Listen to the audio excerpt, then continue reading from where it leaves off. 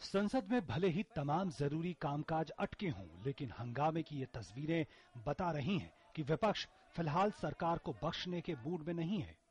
एक के बाद एक तमाम मसलों पर सरकार विपक्ष के निशाने पर है।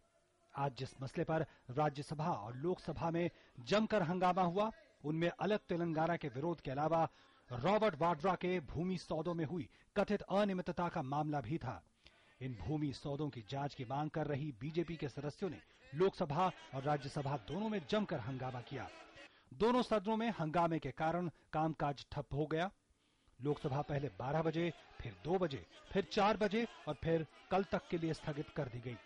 बीजेपी और कांग्रेस सदन न चलने के लिए एक दूसरे को जिम्मेदार ठहरा रहे हैं। The government is allowing left and right route of the public money, and it has no accountability. It has become arrogant. It is not willing to debate and discuss on any important issue. It's trying to divert the issues from the issues that are being raised from the opposition, and they want to run away. जो चीज chair allow करती वही होना चाहिए। जो जिसके मन में आ रहा वो बोल रहा, जो जिसके मन में आ रहा वो मुद्दा उठा रहा बिना जाने समझे जो है। इसलिए जो है मेरा अपना मानना है कि जो चेयरमैन, दोनों तरफ चेयरमैन और स्पीकर ने जो परमिशन दी वही मुद्दे उठने चाहिए, और उसके बाद जो बिजनेस जनता के हित में बिल है उनको पारित कराना चाहिए।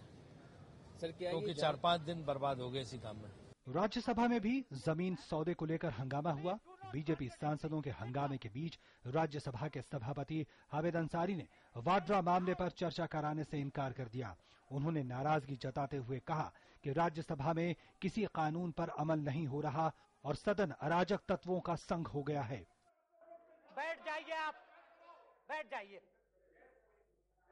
If the honourable members wish this house to become a federation of anarchists, then it is a different matter, because there is no order.